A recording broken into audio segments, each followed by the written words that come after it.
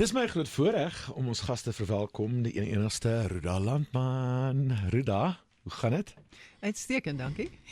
The obvious question is, where have you been? Like when I looked again, you were gone, but you were just not on carte blanche. I know that, but it really and truly, what an impact that was in your life, in our lives. Well, that's been a while, huh? I know. What have you been doing since? Because people think that if you're not on TV, on camera, on a microphone, you're not doing anything, which is wrong. Ja. Jy was baie besig geweest. Wel, ek moes vir die eerste, ek kon nie sommer net ophou werk nie, mens moet geld verdien. So vir die eerste seker 5, 6, 7 jaar, ek is al weg in 2007, hè? Ja, Dis baie lank terug. Dit is. Het ek vryskut gewerk, klomp werk gedoen vir Kyknet. Ek het vir 'n online, vir 'n platform van Brightrock, klomp onderhoude gedoen oor tyd.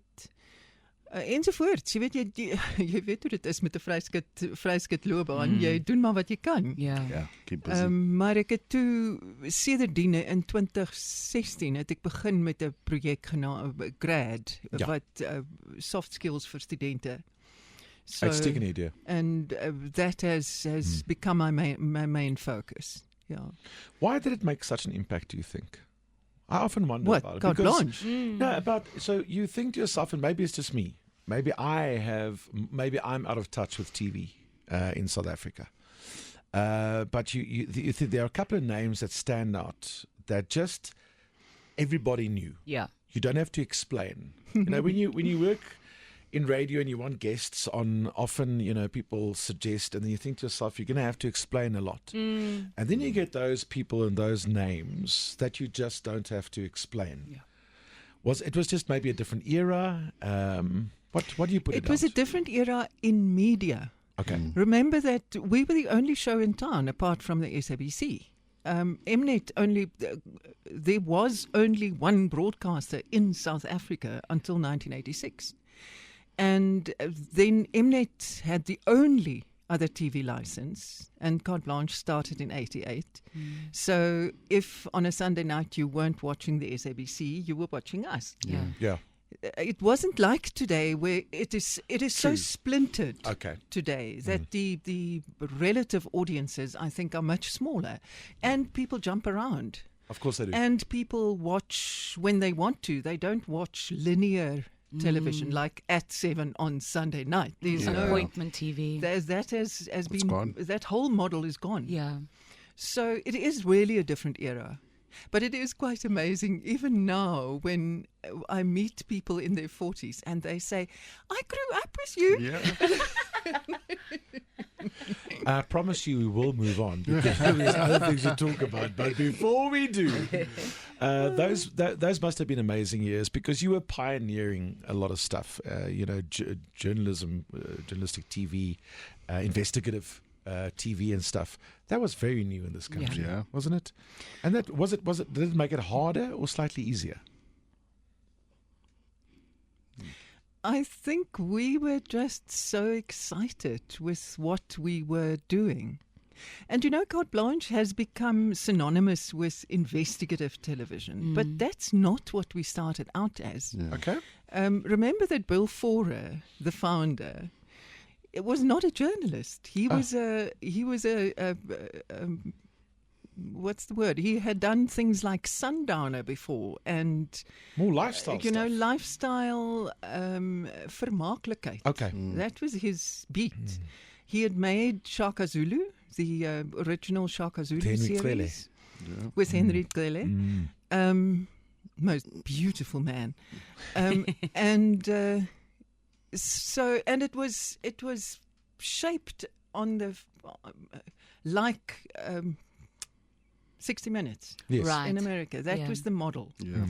And in the beginning, we also bought in material from them, which was an amazing thing because it immediately pushed up your own performance. Okay. Because you now had to, the audience doesn't see what comes from America and what comes from us. It's just all match. packaged in the same hour. So you'd better match up. Ja. So it was an amazing leerskool. Ja. En in die begin, jy weet, jy moet ook die tyd onthou, 88. Ek meen Mandela was nog in die tronk. Ja. En Different time. vir die volgende 10 jaar, daai eerste 10 jaar van die verandering in Suid-Afrika en so en ek meen ons was almal op 'n permanente high. Ja. And so I always thought in those years we are introducing South Africans to each other Yes. because apartheid worked. We didn't know each other. We grew up in silos. Yeah. And to do an interview with someone like Tokyo Segwale, and I'm sitting there, little white girl from the platteland, wat net Afrikaans gepraat het tot op universiteit en toe sleg Engels. Hier sit ek voor hierdie swart man en ek dink, "Oh, hy's so sexy." En ek dink, "Goeie aarde." Jy weet, is that even possible? And There was a seminal show that you did with Derek, and I worked on his memorial show as well a little while ago. And you guys went into Alexandra Township in a time when South African television cameras had just never been. So all of a sudden, South Africans were seeing how the white other, South Africans. yeah, for the first time ever, that this is how people live, and this is just down the road from us. Those moments must have been so special for you guys. It was really, you know, listeners may have heard this because I've said it before. Wordsworth said of the French Revolution, bliss was it in that dawn to be alive, but to be young was absolute heaven, was glorious heaven, was something heaven. Well, bliss was it in that dawn to be alive, but to be a journalist was completely astonishing. Yeah. Because you were constantly seeing, I mean, talk about news. You were constantly seeing things that hadn't happened before. Yeah. And it was almost easy. There was so much. Yes. You know, bringing Derek up, he always, I had the pleasure of interviewing him and having him on shows many times over the years, going far back when I still worked in PE in Gqeberha. And he always just had the best things to say about you. He Yeah, really we did. were very fond of each other. Yeah. And I think we really made a good team because we were very different. And I think any team needs that. Ja. Yeah. You need the different personalities, the different approach, die ander invalshoek, die ander manier van dink. Ja. Ja. En ons het net mekaar so goed aangevul. Was jy die meer ernstige ene? Hy lyk vir my hy het nog 'n goeie sin vir humor. Dit lyk baie keer dat hy het 'n bietjie getart so van tyd tot tyd. Is daar 'n oomblik wat jy onthou? Was live geweest, was dit? Ja, die The continuity. die insetsels was natuurlik vooraf verpak. Ja. Maar ons was 14 jaar lank was ons twee saam elke Sondag aand in die ateljee. En daar was oomblikke, soos the famous one is when he said to me after an insert on health or wellness or whatever, he said, "I hear women keep fit by jumping to conclusions." Wow. On air. Wow. And what was your response to that? It was the end, just before playing Oh, out. the end credits. And so I just fell forward over the desk and put my hand on my head. A bit like Kamala Harris with Trump. Listen, you spoke about the time that you were broadcasting 80s, obviously into 2007. There was a lot of change in this country, as you pointed out. Are you fascinated by change? Do you fear change? Change could be a stress factor. It could be something people fear. But I think the older you get, you realize, control the things that are under your control. Yeah. The rest is going to happen, whether you like it or not. You know, with you on your way to introducing the podcast, with what I've realized is there are two kinds of change. The one is that where you instigate it, where you actually make a choice and you decide to make a change. Under your control. And it's under your, to some extent, at least under your control. The other one is where life makes it happen. And where you have no choice. And there you see how some people are resilient. Some people can come back from whatever that change is and find a new way. And others are just flattened for years. And on the other side, when you choose change, of course, the major thing is, are you going to stick to it? Yeah. You know, you take out that gym membership on the 2nd of January, and then The what follow happens through. on the 2nd of February? Yeah. Change, when you think there's going to be no change, that scares me more. When it's unexpected. No, when you think there's no change in life. It's like when you realize, and Why? I Do you realized get that bored? in COVID, people asked before COVID, what is your 5-year plan? Right. What is next in your career? What is next in your life? And then I say to the people, I honestly, nothing of this was planned. Yeah. Yes. I really, for starters, I honestly was not planning on doing another morning show. Yes. I remember after the last one, I said, that is it. I don't want to do morning shows ever again. And look at you now. Hey! And then your plans looked a certain way, and then you realize, I don't know. Is it terrible as naive? Change? What do you mean? Terrible? Is it sometimes okay not to plan? Well, one of our guests on the podcast series is a young woman who was busy with her PhD when she unexpectedly fell pregnant with twins.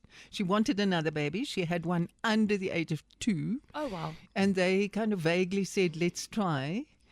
But she had been told that because of medical reasons, it would take time. Yeah. And then she fell pregnant in the first cycle. Okay.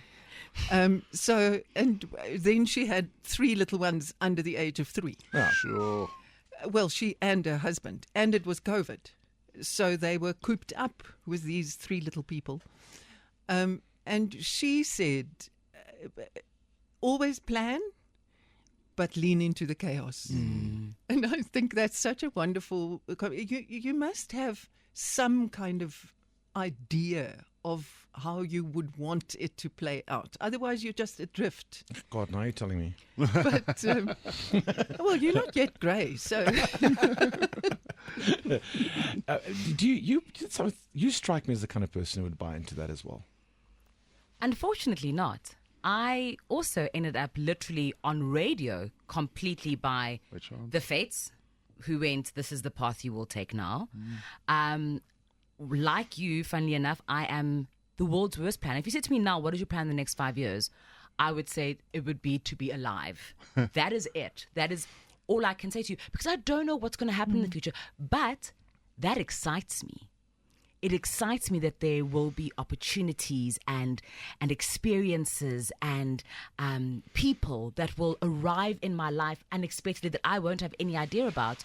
So I suppose that lack of form is to a certain extent a change or a thing that I'm so used to and so comfortable in that it doesn't bother me. When people tell me, you know, I see this for you in the future, I kind of go, well, I'm going to rebel against that. you know. Allow me to be surprised. Allow me to be surprised and to experience the world with fresh, new, excited eyes. I don't want to say, oh, I saw that coming.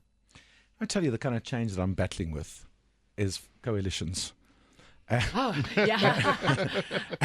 And the kind of political change that we've had. But I'm sure somewhere down the line we're also going to understand that it was part of the picture, the full picture, and it was supposed to happen.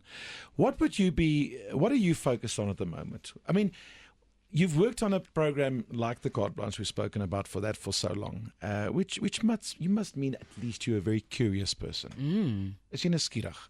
Are you curious? Do you hyper-focus on stuff sometimes? And what right now is piquing your interest in South Africa? What are you looking at? You're thinking, I need to get the cameras together and have a bit of a expose or a chat. Nothing. Nothing. Ruda Landman, come on now. Nee, ek wil nooit weer. Ek is regtig klaar met daai soort van televisie, van hoe high pressure, get in there. I mean, the adversarial interviews are just awful. I just hate them. Okay. I have to really screw myself up and tell myself thank you. That this is the job for the day and you now have to do, but it does not come naturally. Okay. people interest me. Yes. I can sit. I sometimes I had occasion over the last 2 weeks to be in. We had a death in the family, so the whole family was together often. A number of, and I kind of see myself moving from person to person because I haven't seen them in a long time, Right. and asking and getting involved. That interests me. People's stories. That's also what I've been doing for the podcast series and previously on the Change Exchange, which is the website.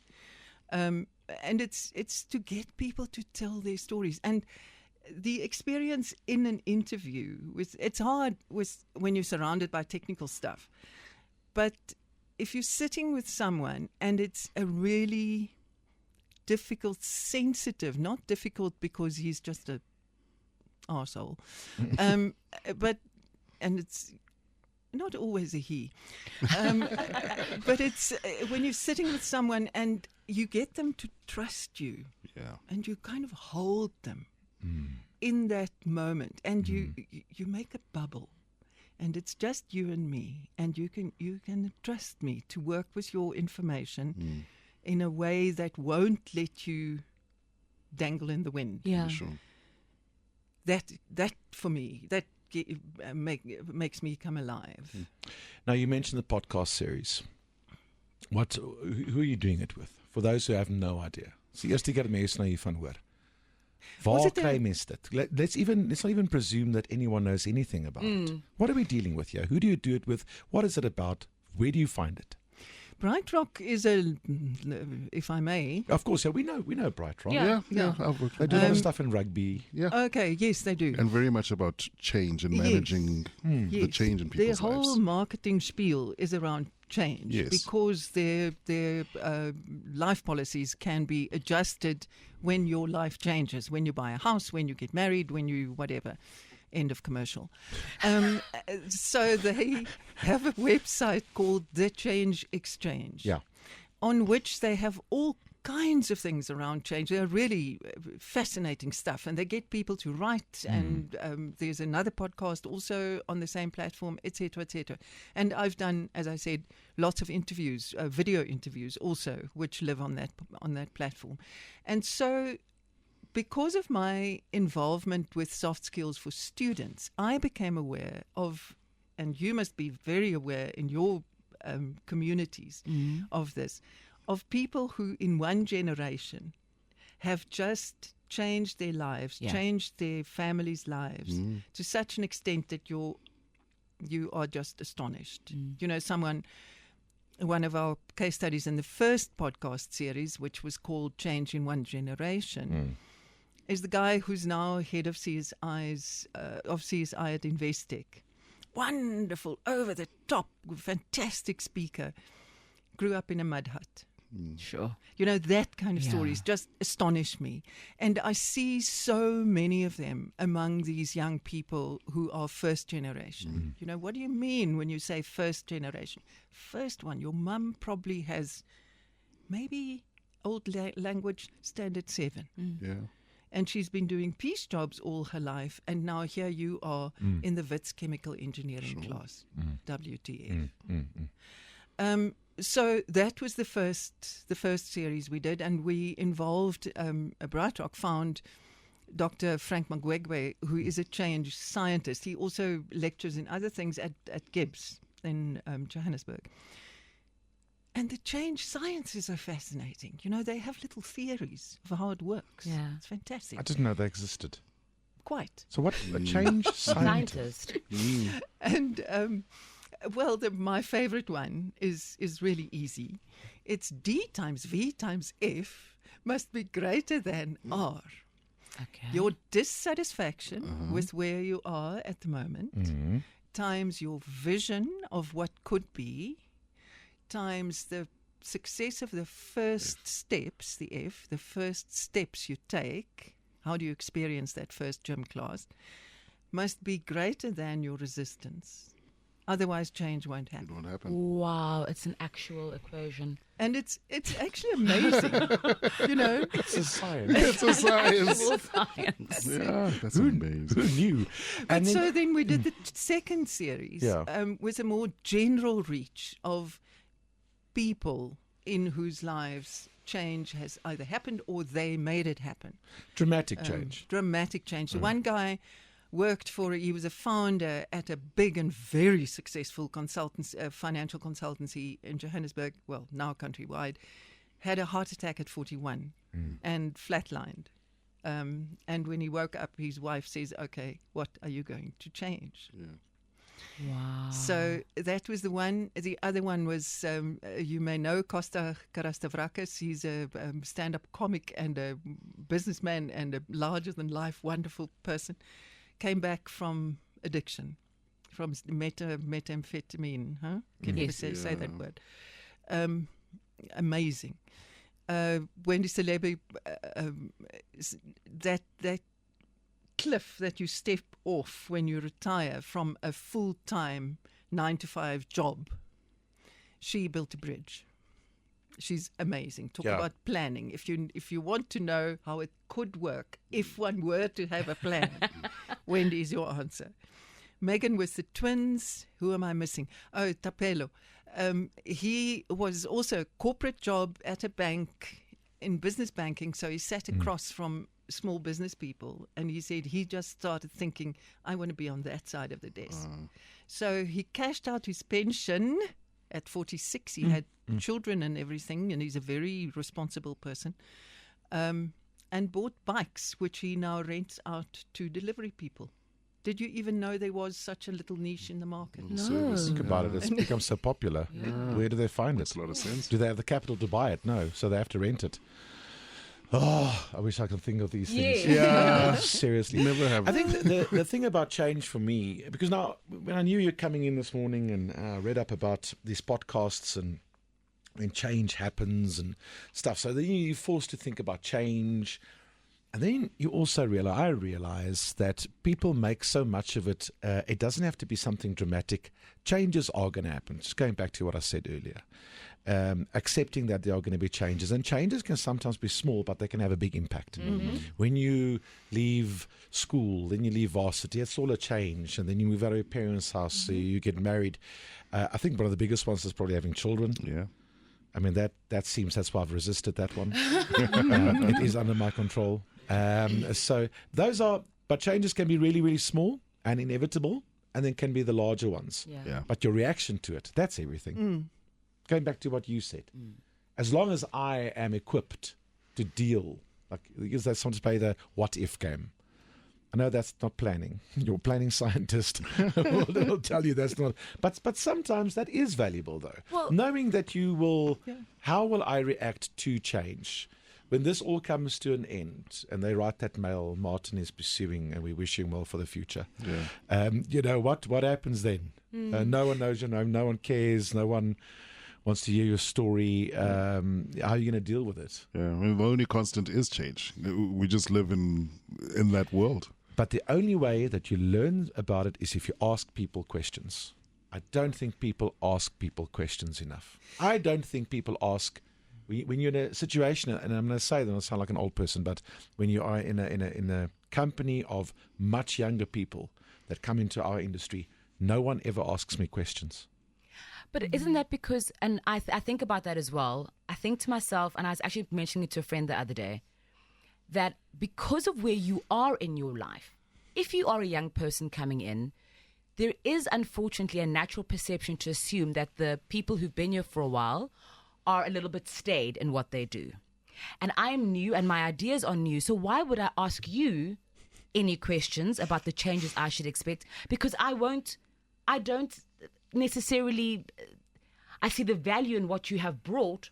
I think that there's more value in what I will bring, if that makes any sense. And only as you get older do you also then realize, hold on, I can ask and I can be vulnerable.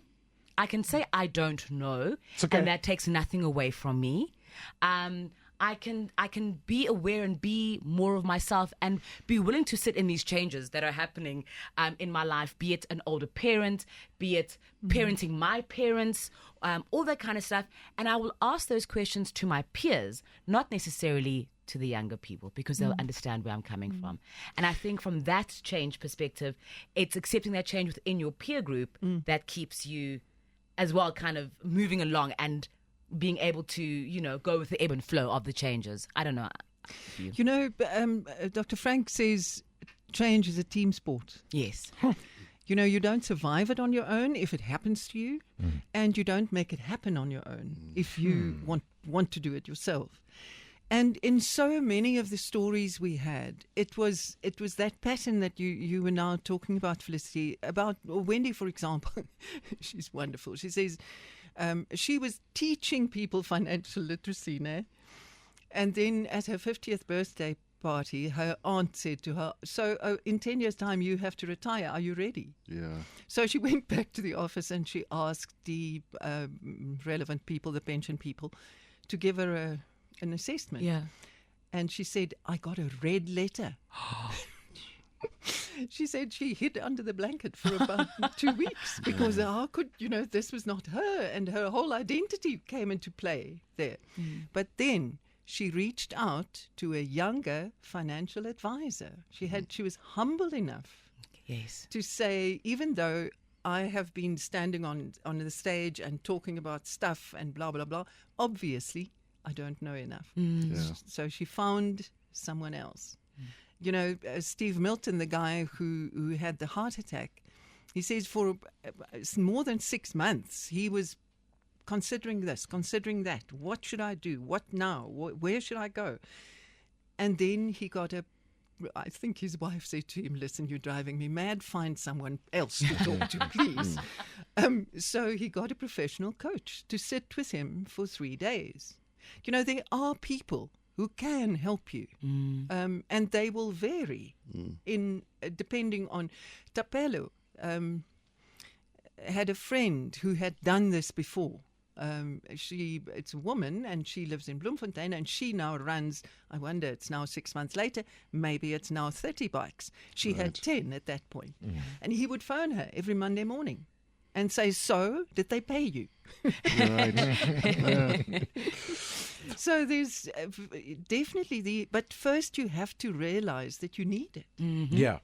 I think that's. What was the scariest change in your life? Scariest. You seem so together. Very intimidating having you here and asking you questions and stuff. But there must be. When did you realize that you're vulnerable and you've got a lot to learn? I think my decision to leave carte blanche, now that I've spoken to other people who have thought about this deeply, I realized that I did not plan at all. I just decided, for all kinds of reasons, I want to leave. But I didn't look beyond. I just kind of accepted it vaguely that, you know, there will be freelance work, blah. And then comes that January moment when you think, how am I going to pay the bills this year? And will the phone ring? And that's quite, and to have to, I've never marketed myself. I've never applied for a position. Things happened. Doors opened. Thank you. So I suppose that was one of the scariest moments. Going back to people who leave jobs that brings you an income to start a business. Let me tell you something. I have the greatest respect for those people. Absolutely. They are much braver than I am. Definitely braver. Think about it. You've got the pension, the medical aid, the money's going to come in, and some days you can be lazier than other days and stuff.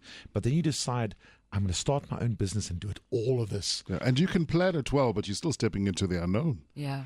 And of course you are. And then people tell you, give it 2 years. 2 years of what? I don't have 2 years. 2 Who's years going of to pay the bills for the uncertainty. 2 years? And then they do it, and then the rest of us go, dang, Yeah. I should have. So sometimes you do have to just take that plunge. if you really feel in But your you also have to be willing to make the sacrifices. You know, in both cases, Wendy says she had to scale down her lifestyle. Right. Because she had to put more money into that pot very quickly in order to be able to, because she didn't want to be old and poor. Yes. She would rather, while she still had the income, cut down on the expenses. Yeah. And I think people don't talk about this in straight terms often enough. Yeah. You know, I was reading something yesterday about the debt crisis and that expenditure inflation.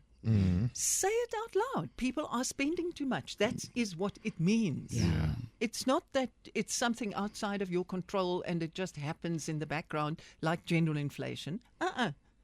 Your expenditure inflation is your doing. Yeah. Yes. It's not external. It's not external. And I think we are far too Proud. woolly right? about this stuff. Yeah. I think we're too proud. And too proud also. I think so. Yeah. You know, I can't afford that. Can we go to a different place? Or, Yeah. you know, Yeah. whatever the case I was may be. about to say, these changes that you're talking about impact other people in our lives. They impact our families, our partners, significant others, our children. And I think that's part of the difficulty is I want the change, but it's going to impact you. Yes.